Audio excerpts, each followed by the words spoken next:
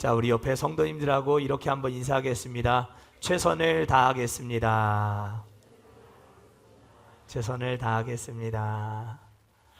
무엇에 최선을 다해야 하는가? 오늘 그것에 대해서 오늘 하나님 말씀, 본문의 말씀 신명기 34장 1절부터 8절까지 말씀을 중심으로 은혜를 나눠보고자 합니다. 우리는 지금 계속해서 예배에 대해서, 성경 속 예배자에 대해서 함께 말씀을 나누고 있습니다. 오늘은 특별히 모세에 대해서 하나님 말씀을 나눠보고자 합니다. 모세, 여러분들 모세 하면 무엇이 떠오르십니까?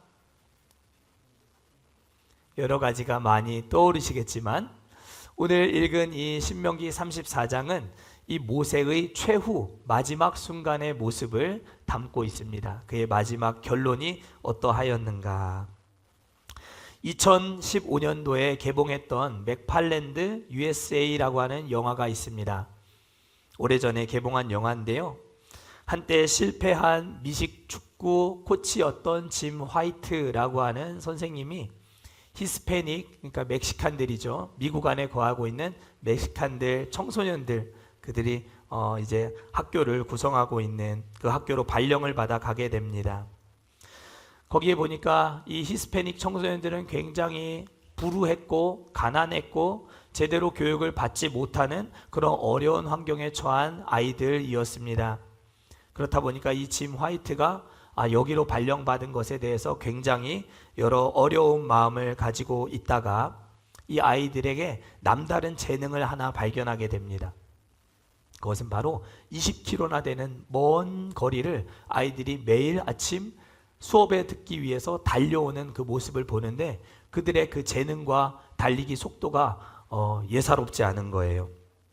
그래서 이들을 데리고 미국에 있는 그 크로스컨트리라고 하는 그 운동이 있는데, 그 종목이 있는데 그 종목을 우리 아이들과 함께 시작해 봐야 되겠다라고 하면서 여러 가지 좌충우돌하는 어려움 중에 아이들은 생업에 또 동원되어야 하고 또 농장에 가서 일해야 되고 부모님을 도와야 하는데 이 재능을 썩힐 수는 없고, 짐 화이트는 코치로서 이 아이들을 잘 이렇게 잠재력을 끄집어내서 이 크로스컨트리라고 하는 종목에서 우수한 성적을 거두길 원하는 간절함이 시간이 지나갈수록 생기고, 조금씩 아이들이 열매를 맺어가는 과정 속에 보니까 이 짐 화이트라는 코치가 굉장히 능력이 있어요.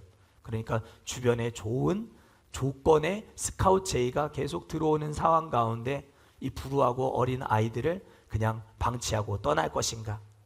여기서 고심하고 고뇌하는 그의 모습, 우리가 다 뻔히 알 수 있을 것 같은 이 이야기는 1987년도 미국 캘리포니아에서 있었던 실화를 바탕으로 만든 영화였습니다. 맥팔랜드라고 하는 지역의 그 청소년들을 이끌고 크로스컨트리 이 종목에서 그 학생들로 하여금 우승컵을 거머쥐게 했던 이 짐 화이트의 활약상에 대한 이야기는 누구나 다 예상할 수 있는 뻔한 스토리와 이야기였음에도 불구하고 아주 심심한 아주 감동적인 은혜를 자아냅니다. 저는 그 영화의 내용을 통해서 이 짐 화이트 코치의 모습을 보며 모세의 모습이 떠올랐습니다. 하나님이 모세를 이집트 노예 생활에 찌들어 있는 이스라엘 백성들을 애굽에서 건져내어 내가 너에게 지시할 약속의 땅으로 이끌어 가기를 원하셔서 그를 불러내셨습니다. 그의 나이 80세였습니다. 출애굽기 3장 8절 말씀이에요. 내가 내려가서 그들을 애굽인의 손에서 건져내고 그들을 그 땅에서 인도하여 아름답고 광대한 땅, 젖과 꿀이 흐르는 땅에 데려가려 하노라. 오랜 노예 생활에 찌들어 있는 수많은 백성들을 이끌어내어서 아름답고 광대한 땅, 젖과 꿀이 흐르는 가나안 땅, 약속의 땅으로 끌고 가는 일에 있어 모세라고 하는 한 사람을 하나님이 부르시는 장면을 우리가 출애굽기 3장에서 볼 수 있습니다. 그러니까 하나님이 이 모세를 부르신 목적은 아주 명쾌하고 단순해요. 나는 내 백성 이스라엘 백성들의 노예 생활 속에 울부짖는 그 목소리를 들었다. 내 백성 이스라엘을 애굽인의 손에서 건져내어 저 아름다운 땅으로 데려가기를 원한다. 이것이 하나님이 모세를 부르신 이유였습니다. 그러나 우리가 이미 잘 알고 있다시피 모세는 이런저런 여러 가지 핑계를 대면서 나는 갈 수 없어요, 그렇게 얘기해요. 첫 번째 핑계가 뭐였냐면 하나님이 도대체 누구이시기에 내가 하나님 지금 부름을 받고 저기 고통받고 있는 이스라엘 백성들에게 가서 너희를 가나안 땅으로 인도해 가기를 원하는 분이 있다 얘기하면 이 사람들은 제게 질문할 거 아니겠습니까? 너는 도대체 누구의 부름을 받고 누구의 보냄을 받고 와서는 우리로 하여금 이 땅을 벗어나게 하려 하느냐? 너는 누구고 하나님은 누구냐? 이렇게 물을 때에 제가 이 사람들에게 무엇이라고 대답을 해줘야 됩니까? 저는 자격이 없는 사람입니다. 첫 번째 핑계를 댑니다. 두 번째, 그렇게 너 가. 아니야, 너 갈 수 있어. 하나님 계속해서 그럴 때에 저는 능력이 없습니다. 저는 그렇게 할 만한 자격이 없는 사람입니다. 그는 또 그렇게 이야기를 합니다, 하나님께. 그러자 하나님은 여러 가지 방법으로 네가 적임자이다 라고 하는 사실을 가르쳐 주십니다. 내 말도 믿지 못할 것이고 저는 저들을 설득한 능력도 없는데 하나님, 제가 무엇 때문에 가야 되겠습니까?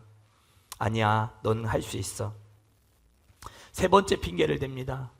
하나님, 저는 적임자가 아니에요. 저는 말할 줄 몰라요. 말도 조목조목 할 줄 몰라요.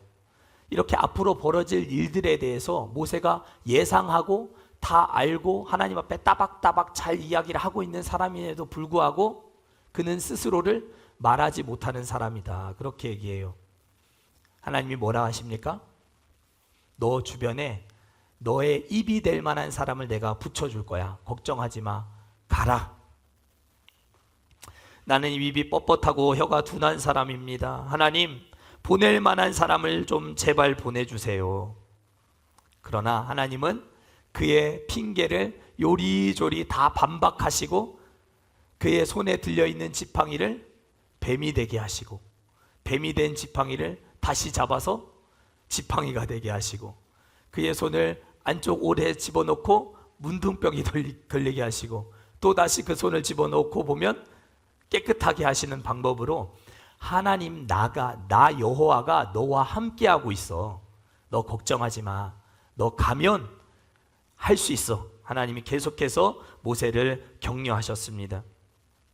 우리도 하나님의 일을 감당하려고 할 때 이런저런 핑계와 여러 가지 어려움으로 피하고 싶은 마음을 느낄 때가 참 많이 있습니다. 뭐만 좀 같이 하자 하면 이래서 안 돼요, 저래서 안 돼요, 저는 뭐가 없어서 안 돼요, 은사가 없어요, 달란트가 없어요, 그건 제 영역이 아니에요. 그러나 하나님은 다 준비된 사람을 쓰십니까? 하나님은 준비된 사람, 완벽하게 갖춰진 사람을 쓰시지 않으십니다. 저는 그런 모습을 본 적이 없어요. 오히려 준비가 안 된 사람들이 어려운 상황 속에 하나님의 은혜를 구하고 하나님의 도우심을 간절히 요청하면서 하나님 맡겨주신 일들을 더 잘 감당해 나가는 모습들을 많이 보았습니다. 저는 우리 사랑하는 성도님들이 하나님이 인도하시고 이끄시는 부르심 앞에 계속해서 자격 없어요, 난 뭐가 없어요, 이래서 못해요, 저래서 못해요 할 게 아니라 없는 중에도 되게 하시고 하게 하시는 하나님의 은혜를 경험해 나가는 인생들이 되실 수 있기를 축복합니다. 하나님이 조목조목 모세를 설득하시고 그를 사명의 자리로 인도하시고 부르십니다. 우리는 약할 그때가 가장 강할 때임을 잊어선 안 될 것입니다. 이제 다음 주 대청소가 있습니다. 여러분들 집에 가지고 계신 청소 용품도 얼마든지 기증하셔도 됩니다. 가지고 오셔도 됩니다. 여러분들 안 쓰시는 수건도 가지고 오시면 큰 도움이 될 것입니다. 작은 부분이라도 여러분들이 하나님의 교회를 함께 세워나가는 일에 마음을 모으고 함께 할 수 있다면 얼마나 좋겠나 싶어요. 하나님이 모세에게 이스라엘 백성들을 애굽에서 이끌어내라고 하신 진짜 이유가 있어요. 그냥 젖과 꿀이 흐르는 땅, 약속의 땅, 아름답고 광대한 땅 그냥 가라고 하신 것이 아니라 그곳을 가기까지 너희가 해야 할 일이 있다라고 출애굽기 5장 3절 말씀이 이렇게 가르쳐 줍니다. 1절 말씀이에요. 그 후에 모세와 아론이 바로에게 가서, 이제 모세와 아론이 하나님의 부르심 따라서 진짜 애굽의 바로 앞에 가게 된 거예요. 가서 이르되 이스라엘의 하나님 여호와께서 이렇게 말씀하시기를 내 백성을 보내라. 그러면 그들이 광야에서 내 앞에 절기를 지킬 것이니라 하셨나이다. 또 다른 본문에서는 이들이 나를 섬길 것이니라 이렇게 말하고 있어요. 여기 섬긴다, 또 절기를 지킨다 라고 하는 말은 히브리어로 아바드라고 해요. 아바드. 예배를 뜻하는 단어가 히브리어로 여러 가지가 있어요. 샤하, 샤카르, 또 카보드. 이게 다 이제 구약 성경에서 예배를, 제사를 뜻하는 단어로 쓰여졌는데, 아바드라고 하는 단어가 쓰여졌다라고 하는 것은 여기서 말하는 이들이 나를 섬길 것이니라 라고 하는 단어가 갖고 있는 뉘앙스가 하나님 앞에 예배하되 예배자로서의 응답, 우리가 하나님 앞에 주신 은혜를 응답해야 하지 않습니까? 하나님 말씀 받을 때 우리가 믿음으로 받고 거기에 합당한 우리가 삶으로 하나님 앞에 영광 올려드리지 않습니까? 그것을 강조할 때 쓰는 제사라고 하는 용어가 바로 아바드였습니다. 그러니까 하나님이 모세에게 이스라엘 백성들을 노예 생활에서 건져내어 적과 꿀이 흐르는 땅으로 인도하여 가시는 근원적인 목적은 단 하나입니다. 이들에게 예배를 가르치라. 나를 섬기는 법을 가르쳐라. 절기를 지키도록 하라. 제사와 예배를 가르치라 라고 하는 목적을 가지고 그를 부르셨다라고 하는 것을 알게 되는 것이지요. 절기를 지키고 하나님 섬기는 법을 가르치기 위해서 이들을 건져내기를 원하셨습니다. 그런 의미에서 모세는 이스라엘 백성들과 함께 이제 애굽에서 빠져나와서 몇 년을 광야 생활을 해요? 40년 동안 광야 생활을 해요. 뱅뱅뱅뱅 돌다가 결국 이제 가나안 땅에 들어가게 되잖아요. 40년 그 모든 여정과 과정 속에 이들이 주목해야 할 것이 무엇이었는가 하면 절기를 지키고 이들로 하여금 나를 섬기도록 만드는 이 일을 모세는 담당해야 했던 것입니다. 그래서 모세가 취임했던 이 교회를 두고 사도행전 7장에서는 그 교회를 광야교회다, 이들의 모임, 무리를 두고 광야교회다. 그리고 모세는 그 광야교회에 취임한 담임 목회자, 사역자였음을 우리가 알게 되는 것이고, 또 이 광야교회의 핵심적인 사역은 올 한 해 우리 꿈과 사랑의 교회가 예배에 집중해 나가듯이 광야교회 역시 하나님을 섬기는 법, 하나님 앞에 엎드리는 법, 하나님을 영광스럽게 하는 법을 배우는 그런 모든 과정이 핵심적인 사역이었다라고 하는 것을 알게 되는 것입니다. 그런 의미에서 모세는 이끌어가는 이 모든 백성들이 하나님 앞에서 책임 있는 예배자가 되도록 훈련하고 교육하고 가르쳐야 될 그런 목회자였던 것입니다. 모세는 바로 이 일에 있어서 최선이었습니다. 오늘 말씀 제목이 최선을 다했습니다 아닙니까? 모세가 무엇에 최선을 다했는가? 무엇에 진심이었는가? 이끌고 가는 이 200만이나 되는 수많은 백성들이 광야 생활을 해 나가는 동안 하나님을 뜨겁게 예배하고 하나님을 섬기는 법을 배워나갈 수 있도록 하는 일에 이가 진심이었다라고 하는 것을 가르쳐주고 있는 것입니다. 모세는 광야를 지나가는 동안 자신이 무슨 일을 위해 부름을 받은 사람인지 한순간도 잊어버리지 않았습니다.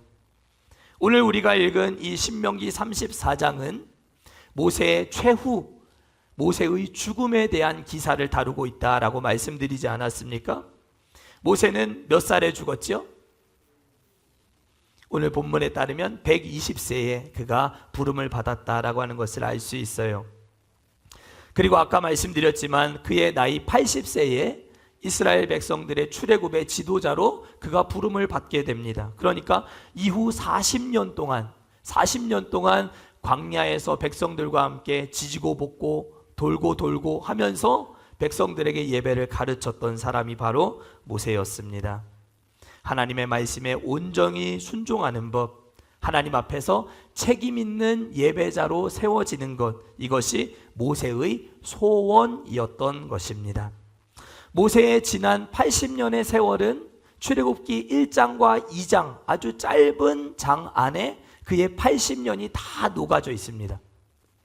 출애굽기 1장과 2장 두 장밖에 되지 않은 짧은 챕터 속에 모세의 80년 세월이 다 농축되어 있어요. 그런데 그의 반면에 그의 80세부터 부름받은 120세까지 죽을 때까지의 내용은, 그의 삶의 스토리는 출애굽기 3장부터 오늘 읽은 신명기 34장까지 무려 134개 장, 페이지 수로 말하면 230페이지가 넘는 어마어마한 분량으로 이 모세의 인생의 후반전이 주목받고 있다라고 하는 것을 알 수 있습니다.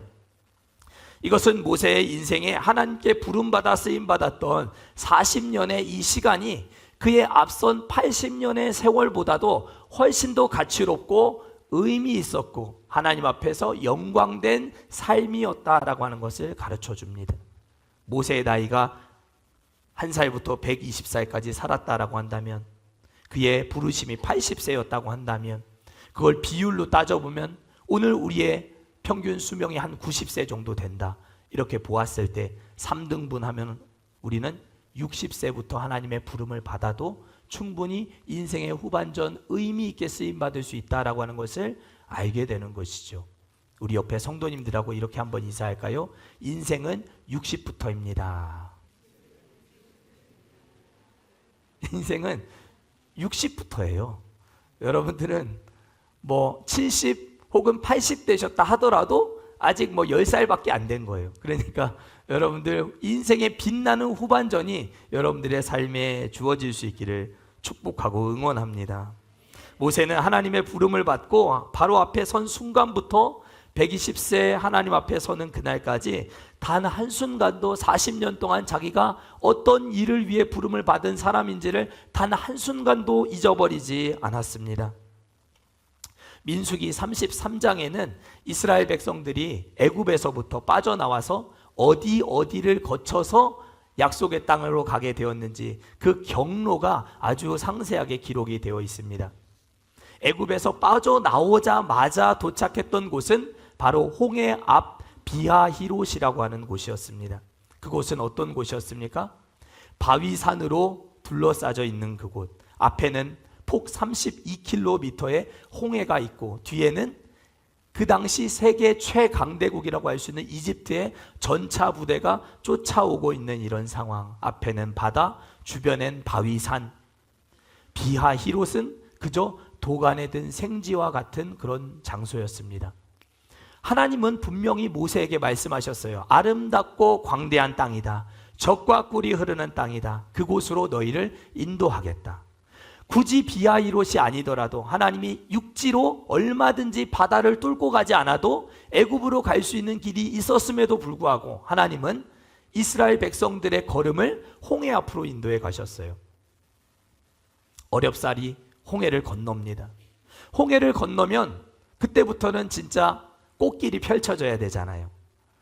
꽃길이 펼쳐져야 되는데 그들이 도착한 곳은 마실 물도 없는, 그저 쓴 물 마시면 더 갈증을 느낄 수밖에 없는, 죽을 것 같은, 마실 물을 3일 길을 갔으나 찾을 수 없었던 신광야에 그들이 도착합니다. 그곳에서 그들이 하나님을 향해서 얼마나 이 분노의 감정을 가질 수밖에 없었을까. 내가 하나님 보내주신 사람이라고 해서 모세를 믿고 그의 인도함을 따라 여기까지 왔는데 마실 물도 없는 지역으로 우리를 인도하는 것이 말이 되냐? 너가 약속했던 건 분명히 아름답고 광대한 땅 아니었느냐? 모세를 향해서 원망과 불평을 엄청 쏟아내기 시작합니다. 모세의 마음도 엄청 어려웠을 거예요. 신광야에서 그는 엄청 기나긴 고통의 밤을 보냈을 것이 분명합니다. 그런데 신광야에서 겨우겨우 마실 물을 먹게 된 이스라엘 백성들이 그 다음 인도함을 받아서 갔던 곳은 르비딤이라고 하는 곳이었습니다. 르비딤도 구중궁궐 아름답고 광대한 땅이 아니었습니다. 르비딤은 어처구니 없게도 물 한 방울을 아예 물을 얻을 수 없는 황량한 사막과도 같은 곳이었습니다.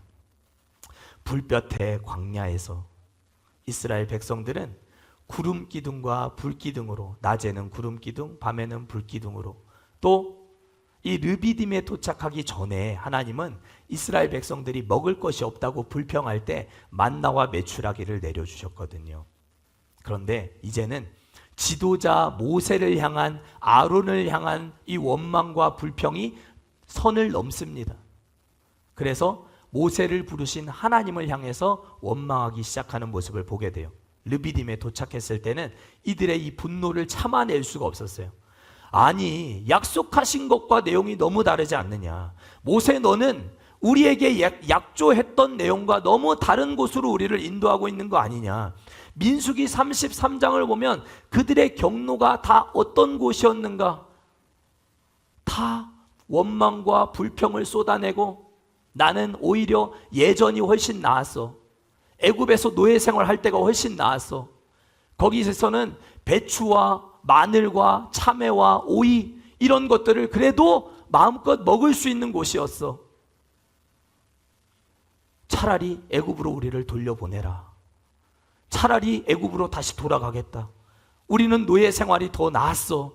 그렇게 말하고 있는 광야교회의 성도를 목회하는 모세의 마음을 여러분들 생각해 보셨습니까? 만약 이 광야교회에서 목회자를 청빙한다고 하면, 나는 이전 목사님이 훨씬 좋았어요. 이전 목사님이 주시던 은혜가 더 좋았어요. 이전 목사님이 주시던 은혜들이 훨씬 더 컸어요. 그렇게 날마다 얘기하고 모세의 리더십에 대항하고 분노하고 매일같이 화를 내고 먹을 것이 없다고 성질을 내는 그 광야교회 성도들의 청빙에 어느 목회자가 응해서 그 목회를 담당할 수 있겠습니까? 모세의 부름과 모세의 사명, 하나님이 불러주신 은혜, 그때 출애굽기 3장에서 출애굽기 5장에서 나를 섬기도록 하려고 만드시는 하나님의 은혜가 이 모세의 마음을 딱 움켜쥐고 있지 않았더라면 결코 이 사명은 완수될 수 없는 일이었음을 우리가 알게 되는 것이지요. 일평생 분노로 일관하는 백성들을 이끌고 하나님이 약속하신 땅으로 이들을 인도해 나가는 것은 실로 큰 부담과 마음의 고통과 또 가슴앓이를 해야만 하는 어려운 여정이었겠다라고 하는 생각을 우리는 할 수 있습니다. 여러분들 같으면 어떠셨겠어요? 하나님이 사명 주셨어요. 약속해 주셨어요. 꽃길이라고 분명히 얘기하셨어요. 주께 힘을 얻고 시온의 대로가 열릴 것이다, 주님이 말씀하셨어요. 그런데 막상 들어가 보니까 아니야. 막상 진입해 보니까 아차 싶은 거죠. 아, 이게 아니었나? 이게 잘못되었나? 하나님의 약속이 의심스러워지는 그런 순간을 많이 만나게 돼요. 하나님 앞에, 부르심 앞에서 나는 적임자가 아니에요. 나는 말도 못해요. 저들이 내 말을 믿겠어요? 저들이 하나님이 누구냐라고 물어보면 전 뭐라고 대답해야 돼요?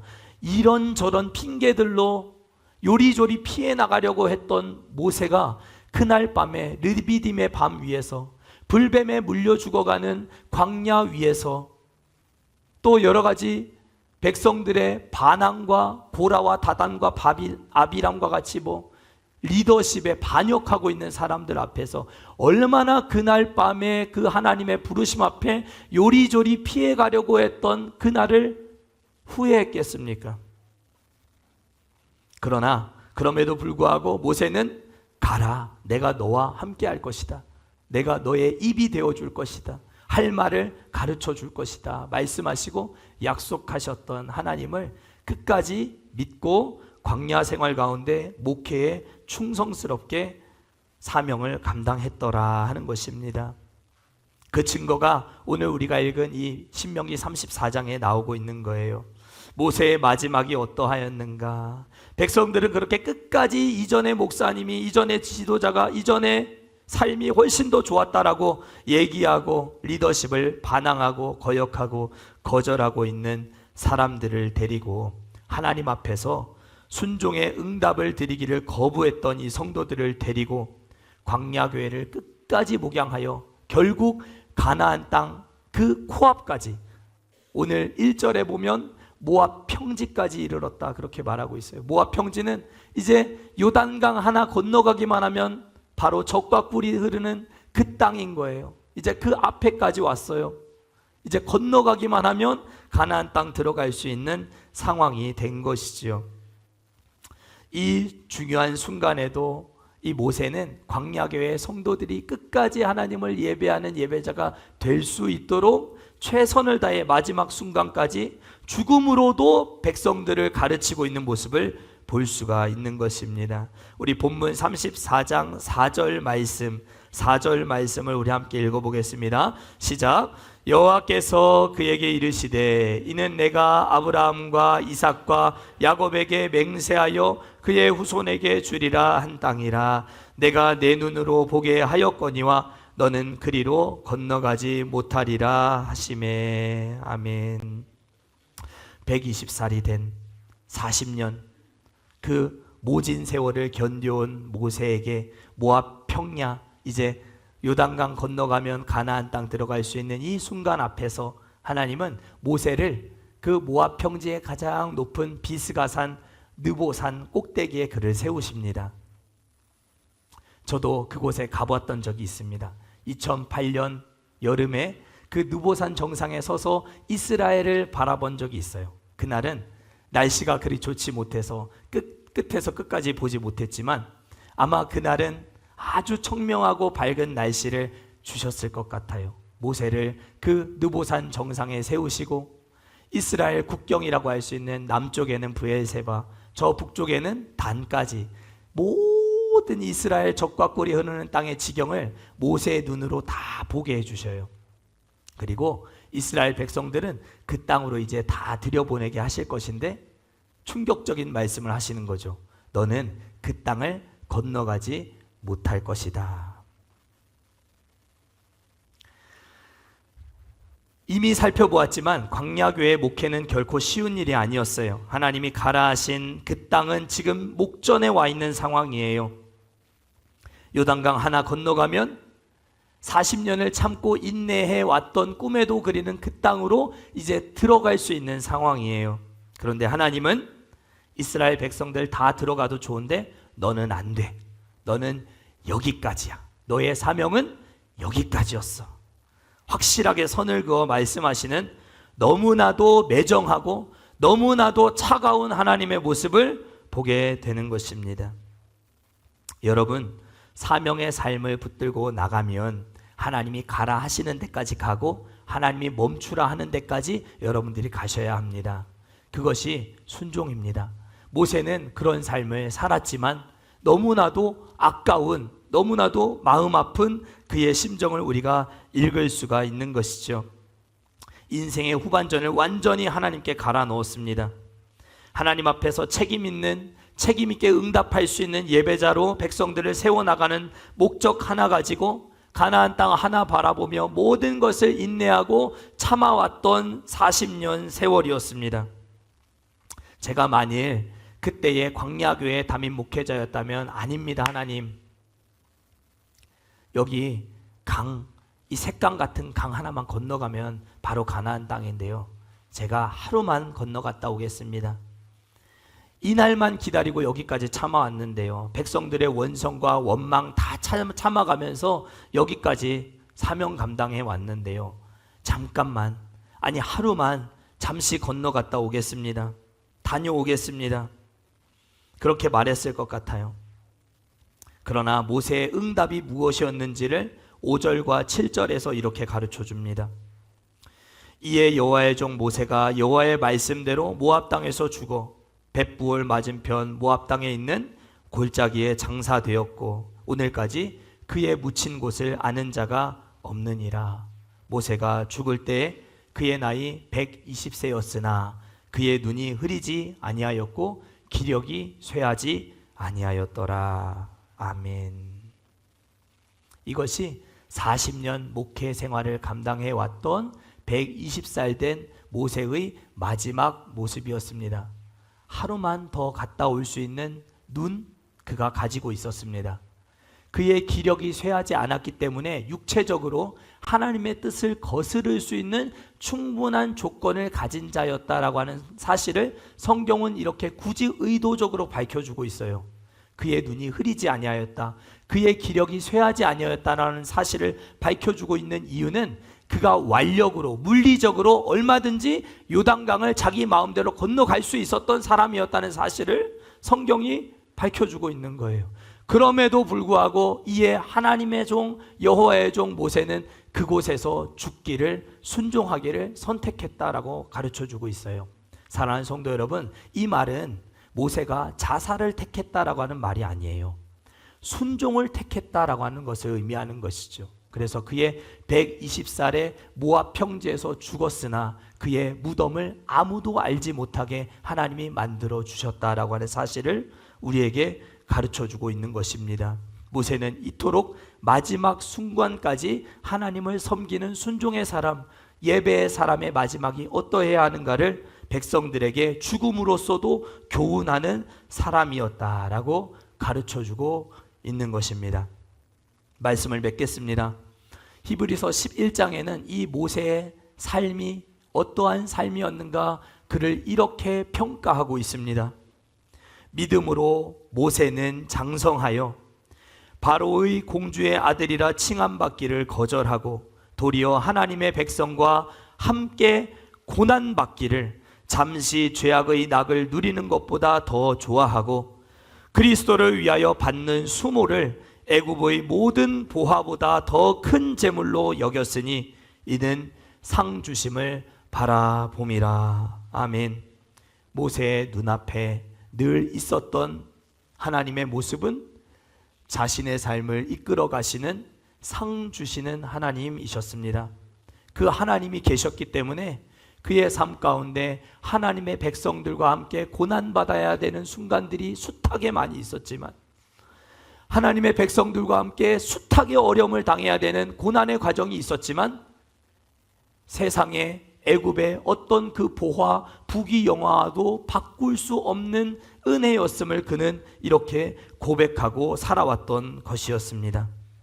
그래서 그는 죽어서도 예배를, 하나님 앞에서의 올바른 순종을, 하나님을 복되게 섬겨나가는 섬김의 참된 삶이 어떤 것인가 하는 것을 백성들에게 마지막까지 교훈하는 사람으로 쓰임을 받았던 것입니다. 신명기 33장, 우리가 34장 읽었는데 33장은 모세가 이스라엘 백성들 이제 가나안 땅에 들어가 살게 될 자신과 함께 살아왔던 광야교회의 성도들에게, 광야교회 성도들에게 그가 40년 모진 세월을 겪어오면서 백성들을 사랑해왔던 그의 진심이 무엇이었는가 하는 것을 축복 기도문으로 그가 쏟아내고 있는 것을 볼 수 있습니다. 앞선 신명기 34장은 모세가 이스라엘 백성들을 축복하는 축복 기도문입니다. 한마디로 요약하면 하나님과 사람 앞에서 나는 최선을 다했습니다 라고 하는 내용으로 요약할 수 있습니다. 사랑하는 성도 여러분, 여러분들의 삶도 마지막 날에 하나님 앞에서 또 사람 앞에서 나는 최선을 다한 삶이었노라 말할 수 있게 되는 저와 여러분들이 될 수 있기를 축복합니다.